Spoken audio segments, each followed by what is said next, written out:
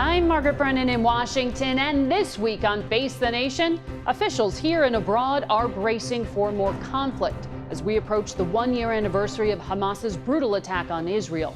And President Trump goes back to Butler, Pennsylvania, 12 weeks to the day of the first attempt on his life. Just 6 days into the month, and the October surprises are coming at a fast and furious pace, giving the candidates plenty of attack material for the final month on the campaign trail. The Hurricane Helene recovery continues, and the death toll mounts, with both sides making multiple trips to the hard-hit area, home to two key battleground states. People are dying in North Carolina. They're dying all over those 5-6 states. They're dying, and they're getting no help from our federal government because they have no money, because their money's been spent on people that should not be in our country. We'll fact-check that talking point and tell you why disinformation is rampant in the region. Then, can Vice President Harris tighten the gap between her economic record and Trump's following a surprisingly strong jobs report and a drop in unemployment? America lost nearly 200,000 manufacturing jobs when he was president, including tens of thousands of jobs in Michigan, making Donald Trump one of the biggest losers of manufacturing jobs in American history. We'll talk to two senators from battleground states, Arizona Democrat Mark Kelly and North Carolina Republican Thom Tillis. Plus, on the eve of the one-year anniversary of the Hamas massacre in Israel, where does the war stand today now that Iran has entered the conflict? We'll have the latest from House Intelligence Committee Chairman Mike Turner, former CENTCOM Commander General Frank McKenzie, and Catherine Russell from UNICEF updates us on the impact of the war on the region's children. It's all just ahead on Face the Nation.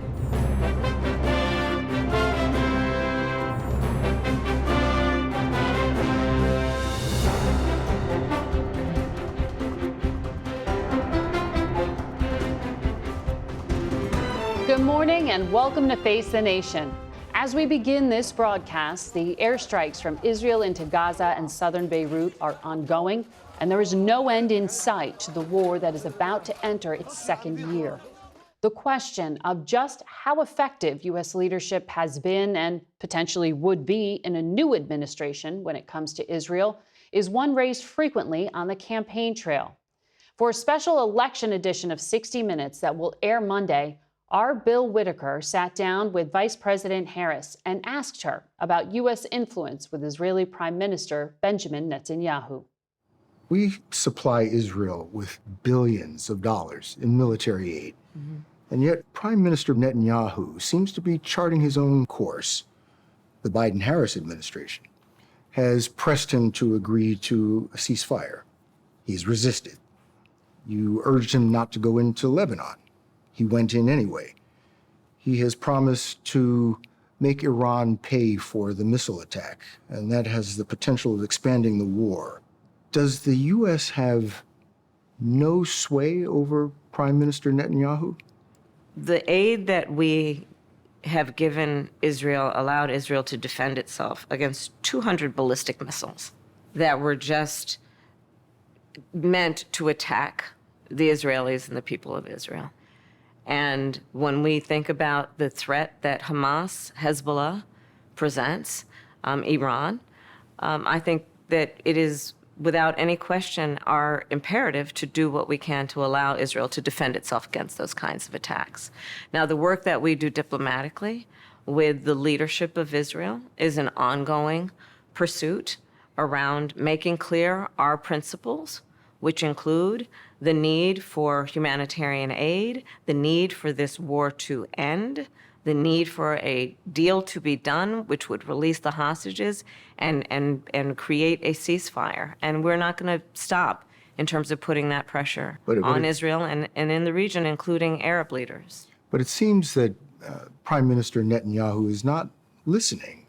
Well, Bill, the work that we have done has resulted in a number of movements in that region by Israel that were very much prompted by or a result of many things, including our advocacy for what needs to happen in the region.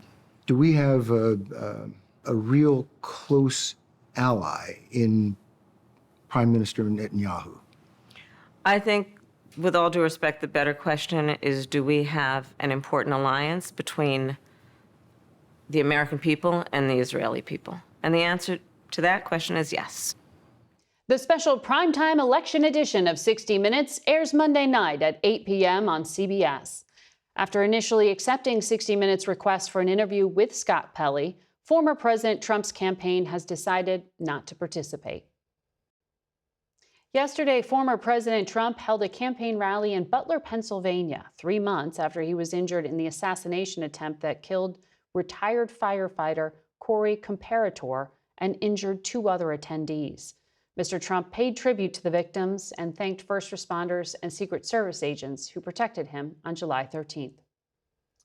Despite the somber tone, Mr. Trump, his son Eric, and running mate J.D. Vance all implied that their political opponents were responsible for the attempt on Mr. Trump's life. Over the past 8 years, those who want to stop us from achieving this future have slandered me, impeached me, indicted me, tried to throw me off the ballot, and who knows, maybe even tried to kill me. And then, guys, they tried to kill him. They tried to kill him. And it's because the Democratic Party, they can't do anything right. They can't do anything right. To Kamala Harris, how dare you talk about threats to democracy? Donald Trump took a bullet for democracy. What the hell have you done? We turn now to the chairman of the House Intelligence Committee, Ohio Republican Mike Turner. Good to have you back with us. Thank you for having me, Margaret. I want to get to the Middle East, but first on this issue of concern regarding political violence. Would you agree that language like what we just heard there is unhelpful? Well, I think it certainly characterizes the reality that Donald Trump has had 2 attempts on his life. And I do think that there is work that needs to be done both by the administration and by Vice President Harris. The administration has come out and publicly stated, Matt Olson from the Department of Justice on CBS News acknowledged that there is an active, ongoing threat from Iran to kill, actively plotting to kill Donald Trump. You've had no statements from the administration towards Iran as to what that would be, which would be an act of war. And you don't have any statement from Vice President Harris condemning this or even recognizing that there's an active plot from a foreign nation to kill her opponent. I think there's certainly a role for her to play and for the president to play in this, in both identifying that there are threats against Donald Trump that need to be acknowledged and responded to deter. I think all the candidates need to de-escalate, certainly in their language. But it is the Biden-Harris Justice Department, Matt Olson works for them, who laid out those charges about the Iranian state. You don't mean to imply here anything that would suggest Eric Trump's allegations that Democrats are trying to kill him? No, of course not. But I do think that Vice President Harris needs to actively state and acknowledge that her administration is saying a foreign power, which would be an act of war, is actively trying to kill her opponent. They have this administration has made stronger statements about Iran's hacking activities than they have about the active plot to kill Donald Trump, which the administration acknowledges ongoing. Well, because of the concern in regard to anti-government violence in this country and domestic violent extremists, the language specific to who is carrying this out, I think you would agree is important. Right, I absolutely agree that there needs to be a toning down of rhetoric on both sides, but there has to be an acknowledgement, which has not happened, from Vice President Harris that there's active plots from a foreign nation to kill her opponent. Do you want the FBI to release the results of its investigations prior to November 5th, as Senator Rubio on Senate Intelligence has called for?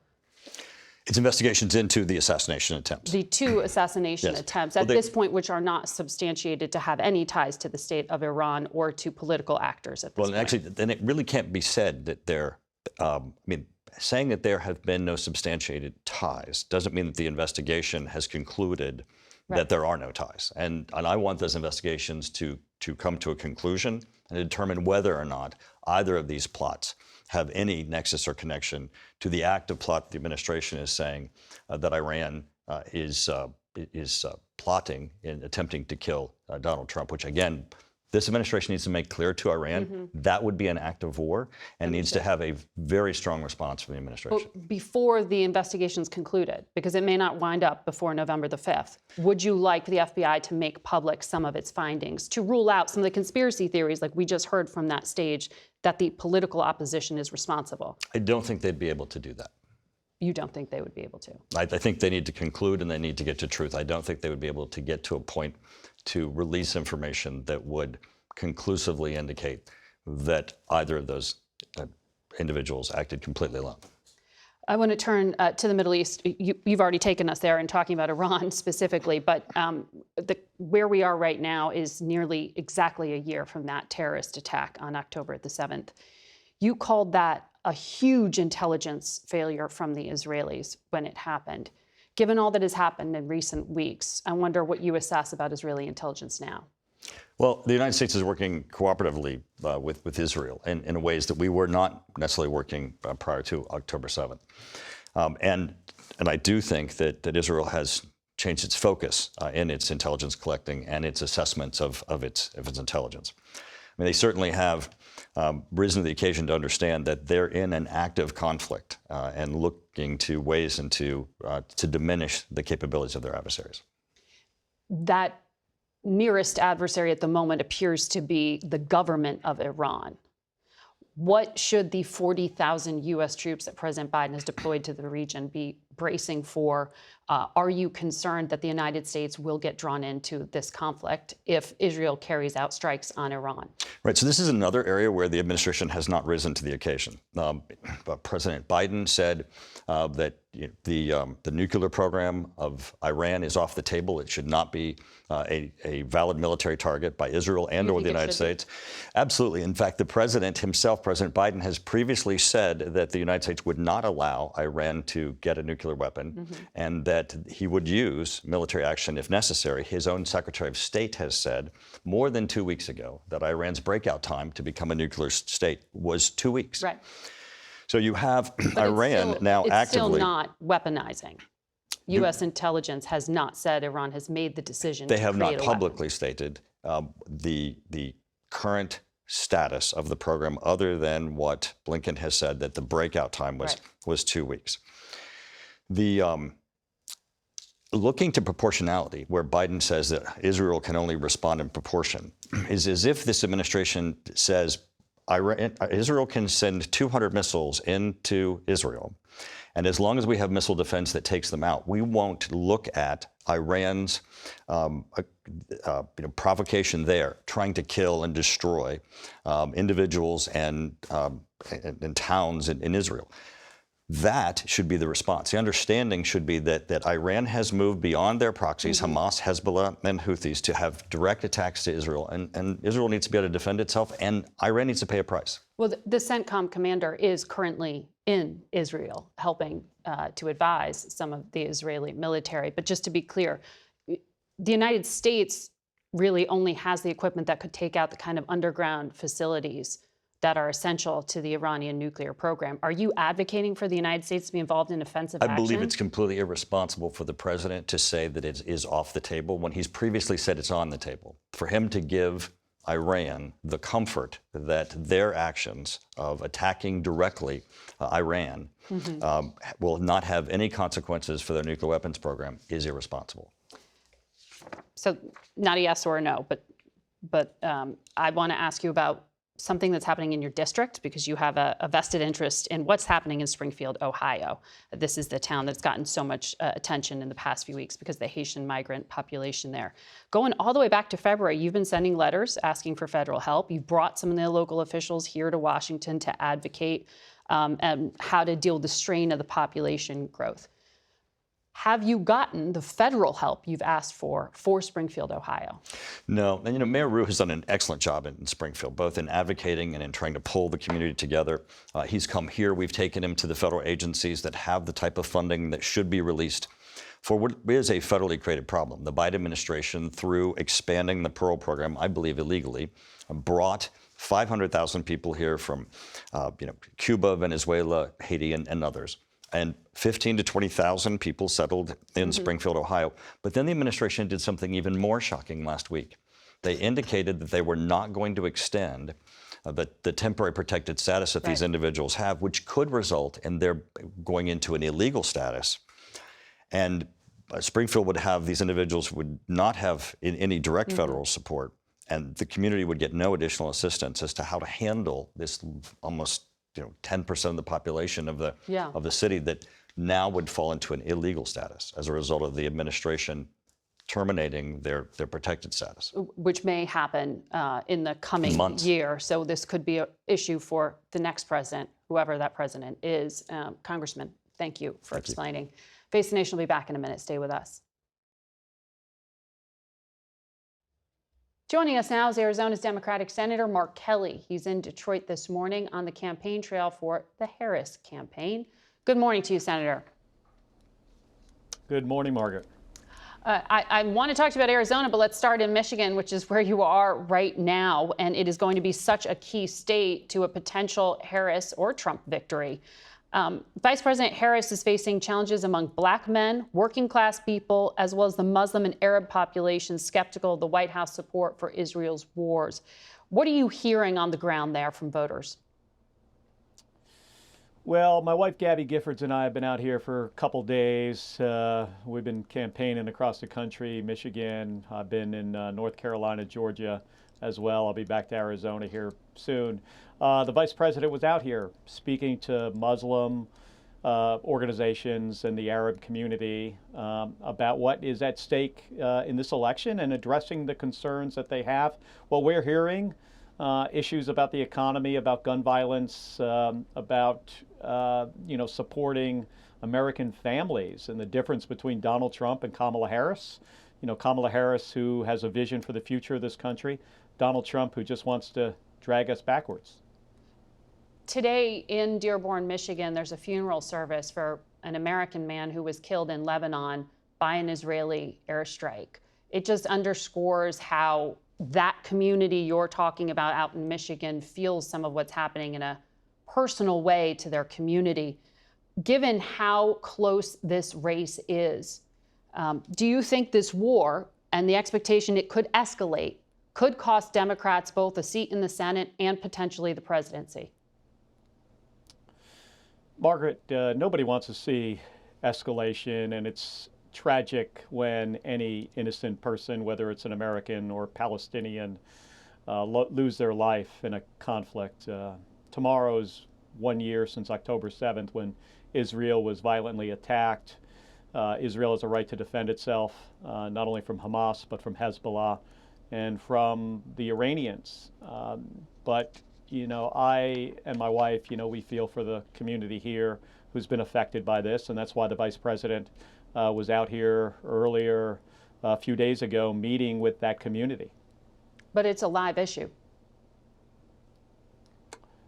Yeah, sure. I mean, there is an ongoing conflict in the Middle East. Israel is, fighting a war now on, I think it's fair to say, 2 fronts, and then being attacked by the Iranians as well. And they need to defend themselves, and we need to support our Israeli ally.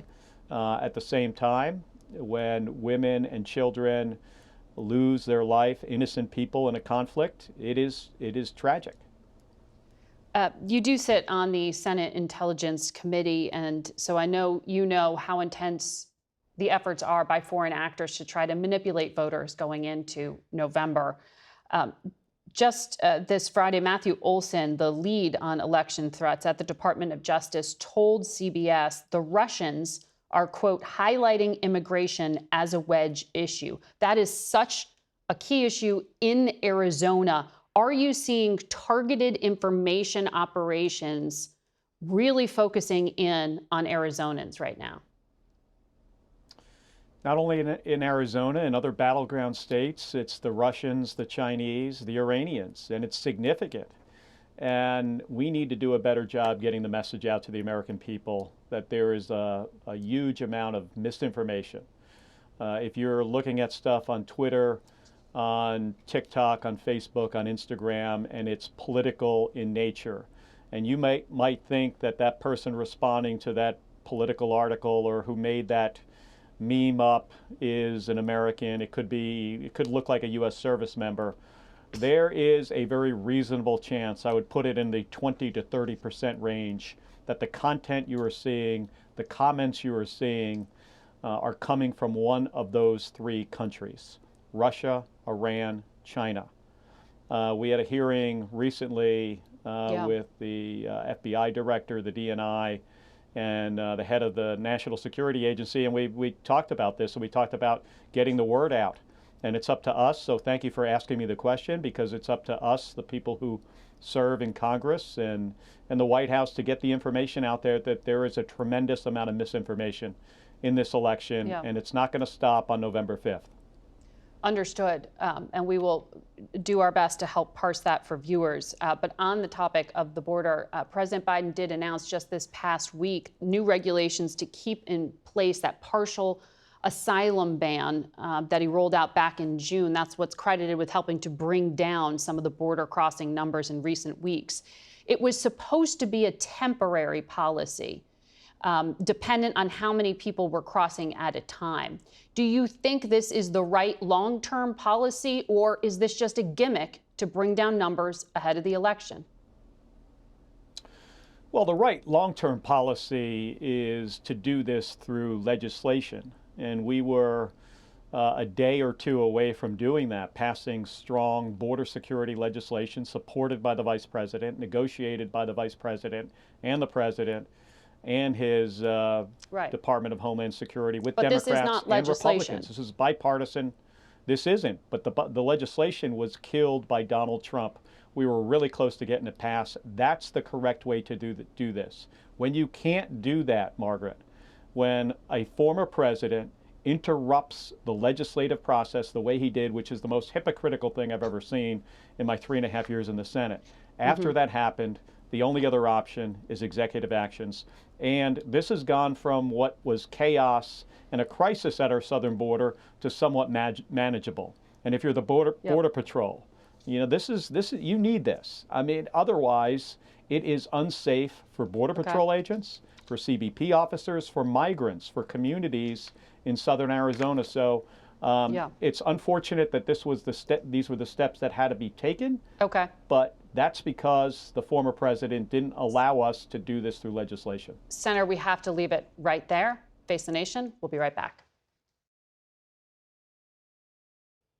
We're joined by North Carolina Republican Senator Thom Tillis. His state is among 6 recovering from Hurricane Helene, and he joins us from Charlotte. Senator, I am sorry for the losses that you have experienced. 116 dead. Your state hit the hardest here. What does North Carolina need? We need increased attention. We need to continue to increase the surge of federal resources. I'm glad to see finally we're getting movement out of Fort Liberty and out of Kentucky with the 82nd Airborne, 101st. This is unlike anything that we've seen in this state. The scope of it is the size of the state of Massachusetts, and we need all hands on deck. Senator, I want to talk in depth about exactly what you need on the other side of this commercial break. Stay with us.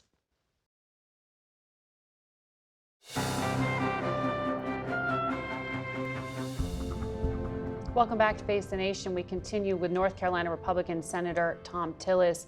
Senator, before the break, you were telling us that you had finally seen some movement from the 82nd Airborne. I know President Biden had approved 1,000 U.S. Army personnel to support the National Guard.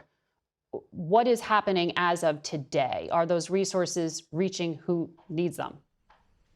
They are beginning to move. I think they're moving a little bit more slowly than I'd hoped. That's why while we're working with the ground, I want to thank all the local, state, federal responders out there. They're doing extraordinary work. But we've got to plus up the resources out there into some of the hardest hit areas that we haven't even reached yet. And I, for one, think that can be done through the leadership of an active duty DOD personnel working with the state and with the National Guard. We just need to surge more resources. We've got to clear roads. Most roads you still have to assume are closed in western North Carolina. I've been out there twice this week. I'll be out there every day, last week, every day this week. But just the basics of debris removal, rescue operations, things that the Department of Defense, the 82nd Airborne, the 101st are accustomed to doing in battle situations, are exactly what we need in Western North Carolina. So you would prefer the military be in the lead and not FEMA? Is that right? What I believe is that it has to be a coordinated response, and FEMA knows how to do this well. They've done it in other major disaster events. The American people and people in North Carolina need to understand the scope of this storm is more like Katrina. It may look like a flood to the outside observer, but again, this is a landmass roughly the size of the state of Massachusetts with damage distributed throughout. We have to get the maximum resources on the ground immediately to finish rescue operations and then sadly be there for recovery and rebuilding. I noticed that a state senator in North Carolina named Kevin Corbin had been posting on Facebook asking people to stop conspiracy theory junk, as he called it, including claims the government's controlling the weather or stealing donation money. Who or what is fueling that kind of misinformation? And do you think it's harming recovery efforts? Well, Margaret, I've been involved in a number of storm responses, and this is when I believe discipline is absolutely essential. Kevin is a friend of mine, and he's right to call out people. Many of these observations are not even from people on the ground. I believe that we have to stay focused on rescue operations, recovery operations, clearing operations, and we don't need any of these distractions on the ground. It's at the expense of hardworking first responders and people that are just trying to recover their lives. So I think they should listen to Kevin's advice and do the same. Look, if there are any challenges, call my office. We'll track them down if there are real issues. But quite honestly, most of what I've seen out there is a distraction and not helping the core of the effort right here, which is to save lives and start rebuilding. Former President Trump claimed the federal response in North Carolina was terrible and emergency funding is being spent on immigrants. Do you know what he's talking about? Well, here, let's stipulate Is he right? the fact that I think that the president is right to say that billions of dollars is being spent as a result of Biden's failed immigration policies and border policies. However, we have the resources that we need. We're going to have to go back and pass more resources. We can have a discussion about the failure of this administration's border policies and the billions of dollars it's costing, but right now, not yet is it affecting the flow of resources to Western North Carolina. It is not a factor, to be clear. Okay. Not at this time. Okay. Homeland Security is projecting that FEMA can meet the immediate needs, but they're not sure if we can make it all the way through hurricane season without more federal help. You're asking for federal help, but the Speaker of the House has said he's not calling people back early to vote to approve it. Are you going to try to persuade him otherwise when he comes to North Carolina this week? Well, I think we have to look at it because, Margaret, we've got a storm that's about to hit Florida that's going to have additional FEMA surge resource requests over the next week or so. I mean, we're talking about a major rain event that's forming down in the Gulf Coast. It's supposed to hit the two-thirds of the state of Florida. Other events could actually draw those funds down. I'm in the camp of let's go back. We already know that we need additional resources. Let's make sure that there's never a second there's never attention drawn to whether or not they can move accounts around to respond to all these floods, not just in North Carolina, but the storm event. So I'm in the camp of let's go provide some certainty, then we can come back and do more after the election. Well, that election is coming soon, and it's not the federal government that administers it, as you know. But we do know in your state there are some concerns that Helene could impact the ability of North Carolinians to either vote in person or via absentee ballot. What is the state doing at this point? Does there need to be more attention to that? The state's doing a great job. I've spoken with Leader Berger and Speaker Moore and others in the legislature. They're coming back this week. They're taking lessons from Louisiana, a number of other states who have had to provide ballot access and voting access in difficult situations like this. They'll be passing legislative matters this week to address it. I think that North Carolina will be prepared to make sure that everybody who wants to vote will have access to the ballot and vote before Election Day or on Election Day. All right, Senator, a developing story we'll continue to track. We'll be right back. We go now to our Imtiaz Tayyab in Lebanon, who reports that after 1 year of fighting in the Middle East, the toll on civilians, especially women and children, remains high. It's been 1 year since Hamas's brutal October 7th attacks. Since then, Israel has been waging a war on multiple fronts. In Gaza, which is now in near total ruins, over 41,000 Palestinians have been killed, mainly women and children. Close to 97,000 have been injured, and nearly all hospitals have been destroyed, as Israel's war with Hamas shows no sign of letting up. While in the West Bank, Israeli forces have carried out massive raids across the occupied territory. Well, we're here in one of several villages in the Israeli-occupied West Bank, Palestinian villages where the situation is extremely tense following Israel's decision to launch what's being described as one of the largest operations it's conducted here in the West Bank in decades.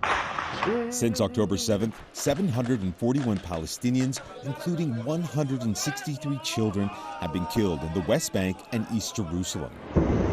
But it's in Lebanon, where Israeli attacks are only intensifying, following a wave of booby-trapped pager explosions targeting Hezbollah members. Then the assassination of its leader, Hassan Nasrallah, just over a week ago, triggering violence that's seen more than 1.2 million people displaced and over 2,000 killed. This was once a 5-story building, and it's pretty much all but obliterated. Okay. We don't know exactly what that was. That clearly a very loud strike in the distance, and it really just underscores the situation across southern Beirut as Israel continues to strike it heavily. Some fleeing that violence have found shelter at Beirut's Blue Mosque, like 14-year-old Mustafa Al-Muso, who showed us the pet birds he couldn't bear to leave behind. A rocket fell so close to us, he says. You must have been so scared. Yeah. You were. Yeah. And over the past week, Israel has also targeted the Houthis in Yemen, various groups in Syria and Iraq, and is now confronting Iran directly as the region braces for Israel's response to the Iranian ballistic missile attack this week following the assassination of its key ally, Hezbollah leader Hassan Nasrallah. Now, overnight, Israeli Prime Minister Benjamin Netanyahu said Israel will win with or without the support of its allies. Margaret. That's Imtiaz Tayyab in Beirut. The Israeli death toll, civilian and military, stands at nearly 1,700 in the last year, according to the U.S.-funded National Defense University. The impact of the war will be felt for generations, which is why we want to take a closer look at children in conflict. In Gaza, at least 14,000 kids have died, another 12,500 injured, according to the UN. Catherine Russell is the executive director of UNICEF, the UN agency that helps disadvantaged children around the world. Good morning to you. I know you're deeply concerned, you've said, by what is happening right now in Lebanon. Thousands of children on the streets or in shelters because they've had to flee without supplies. What does the speed of this escalation do to your ability to help these kids? Well, I think the speed and intensity is shocking, honestly, and it does make it challenging for us. However, we have been in Lebanon. We're on the ground there. We are doing a lot of work, moving in tons of supplies, medical supplies and other supplies. But I think the challenge is that the population, about 1 million people, have been displaced. And so that kind of movement makes it very challenging to try to provide the services that people need. But I think, we're there, we're doing it. Obviously, we need more resources. It's always a challenge. But I feel confident at this point that we can meet the needs, but it's taking a tremendous amount of effort on our part to do it. The UN refugee chief, one of your colleagues, said today that the strikes on Lebanon had violated international humanitarian law. Is that affecting your workers? I would say for humanitarian workers, the last year has been so challenging. I mean, we have lost a record number of humanitarian workers around the world. There are so many conflicts going on in so many places where they're so vulnerable. And of course, as the head of my operation, I worry constantly about our teams there and our staff there. And I think UNHCR, who you're referring to, they did lose 2 staff people in Lebanon. And that's a crushing thing to happen because these people are so amazing, and they risk their lives every day to try to help children and desperate people, and to see that happen is really crushing. UNRWA told CBS that they are heading down the track to, quote, a man-made disaster again in Gaza. I was told the food deliveries have been continuously declining since May. There are law and order challenges. That's part of the problem. 1 million people didn't get food in August. That number now is 1.4 million. How bad is the malnutrition and the hygiene and the mental health of kids there? It's all terrible. And I think if you look at Gaza really through the eyes of a child, it's a hellscape for children. They've been moved multiple times. They know people, their family members who've been killed. They've been injured. They don't have enough food to eat. They don't have enough water. They don't have clean water. I think these children, you mentioned it earlier, they're so traumatized by what's happening. And I think the notion that we can, even if we can get more supplies in there, the trauma that these children are suffering is going to have lifetime and even post-generational challenges for them, because it's just so profound, and it's been almost a year of this. They really, it's hard to imagine what that's like for a child. You can't really imagine anything comparable for them, and I think they have no security, they have no certainty in life.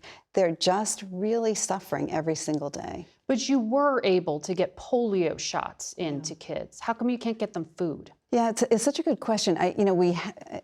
First, I would say it's terrible that we had to go in and do polio vaccinations, right? There hadn't been polio in Gaza for years, decades, really. And of course, we started to see some cases of it. That's because they're living in such terrible conditions. The water is dirty and all the rest of it.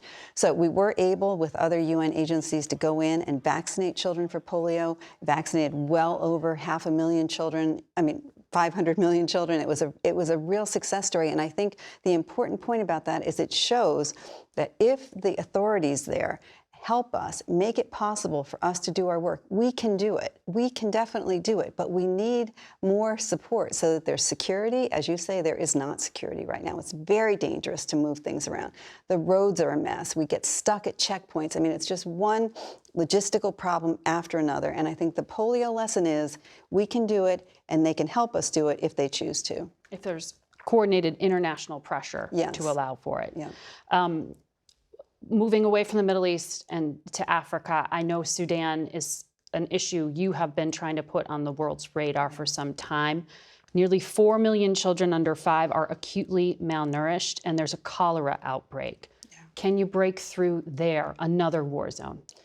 Sudan is the most alarming place for me at the moment because of the scale of it, right? It is the largest displacement crisis in the world and the largest hunger problem in the world. We have already declared that there is famine in part of Sudan, right? Children are grossly malnourished, and children are on the verge of famine in many places where it hasn't already been declared.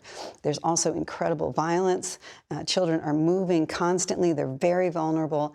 I was there, several months ago, and the stories I heard were heartbreaking of what children had seen and experienced. Of the 19 million children who live in Sudan, 17 million have been out of school for over a year. 17 out of 19 million children are out of school. Yes. Wow. For over a year, right? What kind of life is this? They can't get medical supplies. It's really challenging for them. But I will say this. I met with some children in a camp that UNICEF supports, and the amazing thing was they could still talk to me about the future, their hope for the future, which I'm always struck by this, that children are children everywhere, and even in the most desperate places, they can have hope, but the international community has got to do better. And in Sudan, everyone has got to put pressure on the parties to stop the fighting and to stop making lives so miserable for children. Catherine Russell, thank you. Thanks. We'll be back in a moment. To discuss the ongoing conflict in the Middle East, we go now to retired General Frank McKenzie, who was the former commander of U.S. forces in the Middle East. It's good to have you back with us, General. Good to be with you, Margaret. We saw the U.S. and Israel say there would be severe consequences for what Iran did with those 180 missiles fired at Israel. President Biden said he doesn't support an Israeli strike on Iran's nuclear facilities, and he'd be thinking instead about alternative targets to oil fields. What do you expect the U.S. to do, and what do you expect to happen in the next few days? Well, Margaret, let's begin by saying Iran is the country that's in a corner. Their strike against Israel of several nights ago was not particularly successful. Their principal ally in the region, Hezbollah, has been decapitated, and its own offensive capability is gravely limited. Hezbollah's is gravely limited. So Iran's on their back heel. Israel has a lot of choices here. They can choose for something that would be very escalatory in terms of a strike against the supreme leader himself, perhaps, or against the nuclear program, or against the oil infrastructure, or they could look at military intelligence targets. They have a wide variety of options that they can choose from. They have the capability to execute most of those attacks. I will say this, the nuclear target is a very difficult target. It's large and complex. I held the plans for that when I was the Central Command commander. I'm very familiar with it. There are a lot of other alternatives to that target that perhaps you could go after first, then hold that in case you get into an escalatory ladder with the Iranians. But the Israelis are certainly going to hit back, and I predict it will be larger than the very restrained, very modulated response that we saw in April after the first large Iranian attack on Israel. You heard the Republican chair of the House Intelligence Committee not advocate for an attack on nuclear facilities, but say it shouldn't be taken off the table. It's been widely reported for some time, General, that it's only the United States who could effectively take out the underground facilities that Iran has. Does that remain the case? Well, let me begin by saying you should never take a potential target off the menu. You want your adversary to have to plan to defend everything. So giving them assistance and not having to defend against a particular target is probably not the best way to establish this kind of deterrence. Mm-hmm. Having said that, the Iranian nuclear target is a very difficult target. We have special capabilities that allow us to get at it. The Israelis do not have all of those capabilities. They can certainly hurt this target if they choose to strike it. But again, because of its size, complexity, and scope, and how it's expanded over the last 10 years, it's a very difficult target to take out. It would be very resource intensive. And I would argue, just from a purely military point of view, there are perhaps targets that are more productive to hit in an initial response. Do you want to give us some options? Well, again, we talked about some of them. I think oil infrastructure is certainly a possibility, and the oil infrastructure can be very broad. You can look at refineries, you can look at storage facilities, you can look at locations where the oil is unloaded onto ships. So within the oil target, it's not monolithic. You can be escalatory or less escalatory as you look at targets there. That might be something to take a look at. But I'll tell you the other thing, Margaret, is the Iranians made a big show of targeting the Mossad headquarters in urban Tel Aviv. Israel certainly has the capability to go after IRGC, Islamic Republican Guard Corps headquarters, and intelligence buildings all around Tehran or anywhere else. Again, as we know from April, Israel has the ability to operate not with impunity, but with great force over Iran at a time and place of their choosing. And I'm sure they're thinking about all those options right now. There's also that risk of unintended consequences. Since you've characterized Iran as cornered here, are you at all concerned that this could be the kind of event that would trigger them to actually pursue a nuclear weapon? They've given themselves options, but they've never fully pursued it in the way that U.S. intelligence has said the supreme leader would have to make the ultimate decision to do. Could this be the trigger event? Margaret, it's always been my belief that the Iranians flirt with breakout, with getting them enough fissile material to create a bomb in order to extract concessions from us. Because we dance, we're very eager to come to an agreement with them on the nuclear issue, so they know they can get stuff from us. They also know if they cross that line, you can't go back. That's a Rubicon that can't be recrossed. But even if they do develop the fissile material, which they can do within a matter of days or weeks, they still have a delivery problem. They've got to create a missile and an entry system that will allow it to take the missile to Tel Aviv or whatever target they choose. That's a matter of many months. And that's the valley of death for Iran, because during that period of time, they will have declared nuclear and they will be vulnerable. It's not a physics problem then, it's an aeronautical engineering problem.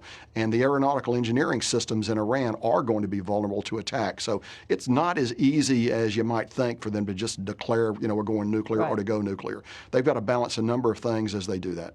Important context. If I can ask you, sir, former President Trump, as you know, faces an ongoing assassination threat as revenge for ordering the killing of Qasem Soleimani, that Iranian general. You played a key role in that, and I know you face threats as well. Mr. Trump recently said, "Big threats on my life by Iran. The entire U.S. military is watching and waiting."